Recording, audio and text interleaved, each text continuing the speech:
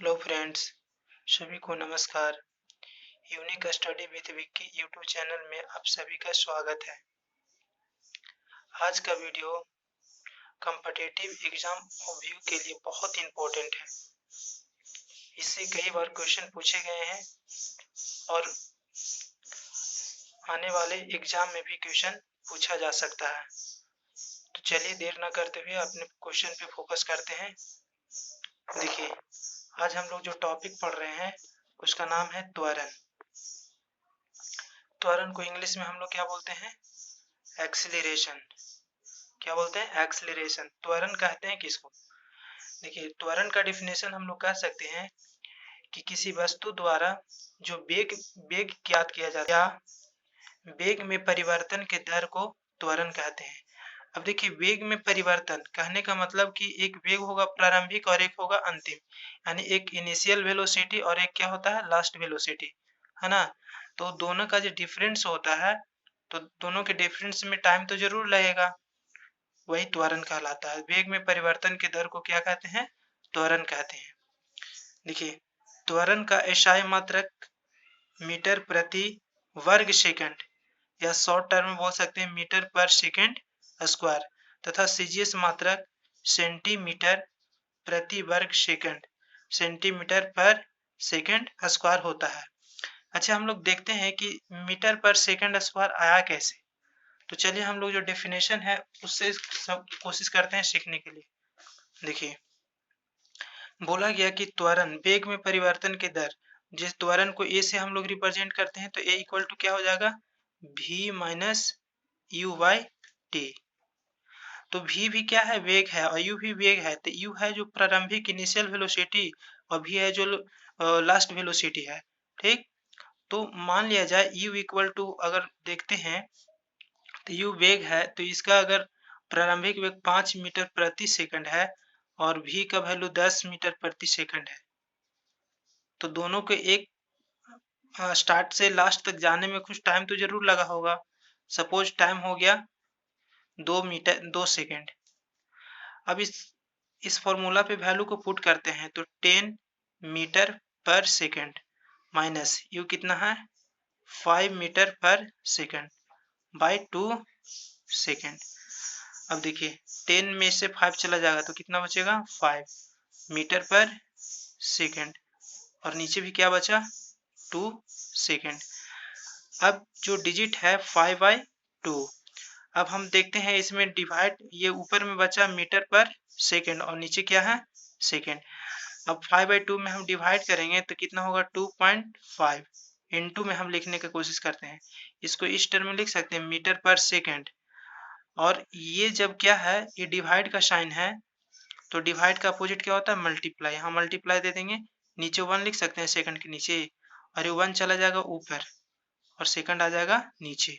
तो अब बताइए, 2.5 मीटर में 1 से मल्टीप्लाई किए तो मीटर, और सेकंड सेकंड में किए तो सेकंड स्क्वायर। तो अब देखिए एसआई यूनिट आया कि नहीं? Metre per second square.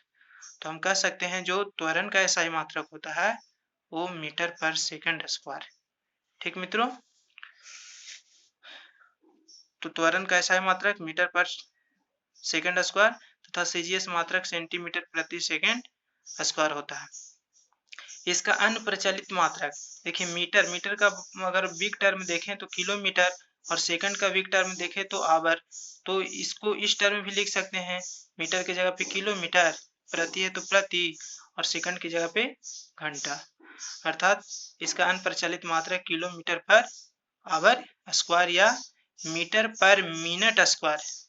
त्वरण एक कैसा राशि है? सदिश। सदिश राशि क्या होता है? इसके अगले वीडियो में हम बताए थे कि वैसे राशि जिसमें परिमाण एवं दिशा दोनों हो उसे सदिश राशि कहते हैं। अब कुछ इंपॉर्टेंट पॉइंट है, इसको समझने के लिए कोशिश करेंगे। कहता है यदि वस्तु का वेग समय के साथ क्या होता है? बढ़ता है, तो त्वरण का मान धनात्मक होता है। तो ये रटने से नहीं, हम लोग को समझ में, रटने के बाद तो भुला जाएंगे। कैसे जाने कि ये धनात्मक होता है? अगला पॉइंट कहता है यदि वस्तु का वेग समय के साथ घटता है तो त्वरण का मान क्या होता है? ऋणात्मक होता है, यानी नेगेटिव होता है। जब वेग बढ़ता है, इंक्रीज होता है, तो उसका वैल्यू, एक्सेलरेशन का वैल्यू पॉजिटिव होता है। और जब वेलोसिटी इंक्रीज होता है, डिक्रीज होता है, जब वेलोसिटी डिक्रीज होता है तो उसका वैल्यू, एक्सेलरेशन का वैल्यू नेगेटिव आता है। तो कैसे, इसको हम लोग समझने का कोशिश करेंगे, और एक और पॉइंट कहता है ऋणात्मक त्वरण को मंदन कहते हैं। जब एक्सेलरेशन यानी त्वरण का वैल्यू नेगेटिव आ जाए तो उस वैल्यू को हम लोग क्या बोलेंगे, मंदन बोलेंगे, यानी रिटार्डेशन। और एक और पॉइंट है, यदि वस्तु का वेग एक समान रहता है, यूनिफॉर्म रहता है, तो त्वरण का मान क्या होगा, शून्य होगा। इस चीज को हम लोग प्रमाणित करके देखेंगे। ठीक, तो देखिए यहाँ पे हम कुछ क्वेश्चन लेकर आए हैं, उस पर हम लोग समझने का कोशिश करेंगे। देखिए फर्स्ट जो पॉइंट था उसमें जब वेलोसिटी क्या हो रहा था, बढ़ रहा था, टाइम के साथ वेलोसिटी इंक्रीज हो रहा था, तो एक्सेलरेशन का वैल्यू भी क्या हो रहा था, पॉजिटिव यानी धनात्मक हुआ था। तो कैसे, देखिए किसी वस्तु का वेग 6 सेकंड में 10 मीटर पर सेकंड से बढ़कर 22 मीटर पर सेकंड हो जाता है, तो त्वरण ज्ञात कीजिए। अब बताइए 6 सेकंड है, ये टाइम दिया हुआ है, तो t इक्वल टू कितना हो गया, 6 सेकंड। और 10 मीटर पर सेकंड से बढ़कर 22 मीटर पर सेकंड हो जाता है, तो ये प्रारंभिक वेग हो गया ना, यानी इनिशियल वेलोसिटी हो गया, तो ये हो गया 10 मीटर पर सेकंड। और नेक्स्ट इसका जो लास्ट वेलोसिटी है यानी v इक्वल टू क्या हो गया, 22 metre per second, 22 metre per second. तो कहता है त्वरण यानी a का वैल्यू वाट। यहाँ पे देखें कि 10 मीटर से बढ़कर 22 मीटर पर सेकंड हो रहा है, 10 मीटर पर सेकंड से बढ़कर 22 मीटर पर सेकंड हो रहा है, तो ये इसका वेलोसिटी इंक्रीज हो रहा है, तो इसका एक्सेलरेशन यदि पॉजिटिव आएगा तो हम समझ जाएंगे कि हाँ किसी वस्तु का या ऑब्जेक्ट का वेलोसिटी इंक्रीज होता है तो एक्सेलरेशन का वैल्यू पॉजिटिव आता है। ठीक, तो वो फॉर्मूला हम लोग जानते हैं, a equal to v minus u by t. तो देखिए v कितना हो गया 22 और u कितना हो गया 10 बाई कितना 6, जब माइनस होगा तो कितना बचेगा 12 बाई 6, कट जाएगा 6 टू जा 12 यानी 2। और इसको सोल्व किए थे इसके पहले, एक्सेलरेशन का ऐसा यूनिट क्या होता है, मीटर पर सेकंड स्क्वायर। अब बताइए 2 क्या ची में आया, पॉजिटिव यानी प्लस आया, तो यहाँ पे क्या हो रहा था, इसका वेलोसिटी 10 मीटर पर सेकंड से बढ़कर 22 मीटर पर सेकंड हुआ था। अर्थात यहाँ पे समझ में आ गया कि जब वेलोसिटी बढ़ता है तो एक्सेलरेशन का वैल्यू क्या ची में आता है, पॉजिटिव होता है यानी धनात्मक होता है। तो ये पॉइंट सही हो गया ना, ये पॉइंट सही हुआ। यदि वस्तु का वेग समय के साथ बढ़ता है तो त्वरण का मान क्या होता है, धनात्मक। अगला पॉइंट देखते हैं। अगला कर, यदि वस्तु का वेग समय के साथ घटता है, देखिए कहता है किसी वस्तु का वेग 6 सेकंड में 22 मीटर प्रति सेकंड से घटकर, यहाँ पे होगा घटकर 10 मीटर पर सेकंड हो जाता है, तो उसका त्वरण ज्ञात कीजिए। अब देखिए इसका इनिशियल वैल्यू कितना है, वेलोसिटी है 22 मीटर, यानी u equal to 22 metre per second, और लास्ट वेलोसिटी है 10 मीटर, यानी v equal to 10 metre per second, और टाइम दे रखा है 6 सेकंड।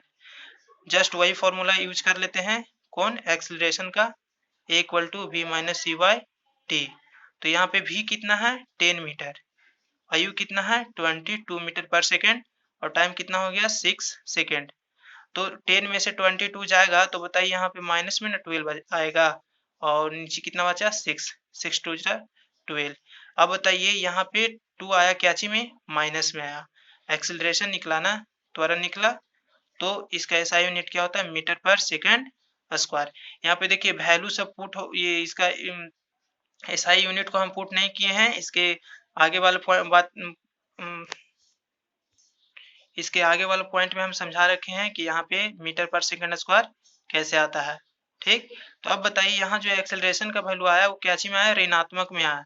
तो यहाँ समझ में आया ना कि जब 22 मीटर पर सेकंड से घटकर 10 मीटर पर सेकंड हो रहा है, तो बताइए त्वरण का वैल्यू क्या ची में आया, ऋणात्मक में आया।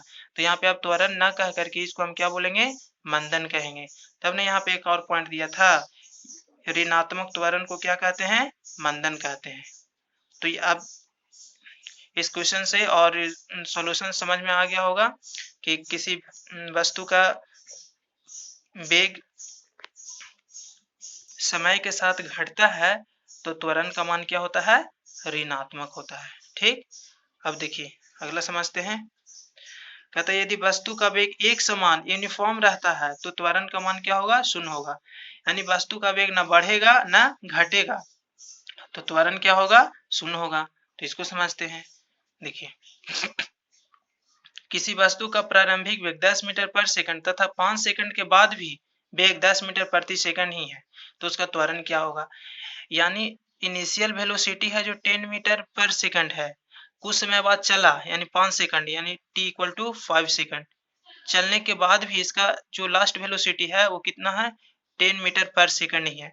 यानी इसके वेलोसिटी में वेग में कोई चेंज हुआ है? नहीं हुआ है। तो कहने का मतलब कि एक समान रूप से चल रहा है। ठीक, तो A इक्वल टू क्या हो जाएगा? वाट। तो वो फॉर्मूला हम लोग यूज कर लेते हैं, A equal to v minus c by t. अब बताइए जो last velocity 10 metre per second है और इनिशियल वेलोसिटी भी 10 मीटर पर सेकंड है और टाइम कितना है? 5 सेकंड है। अब बताइए 10 में से जाएगा तो 0 बाई 5 और 0 में कोई भी डिजिट से हम डिवाइड देंगे तो उसका वैल्यू क्या आ जाएगा? 0, यानी 0 मीटर पर सेकंड स्क्वायर। ये क्या निकला? त्वरण। तो थर्ड पॉइंट क्या कह रहा था?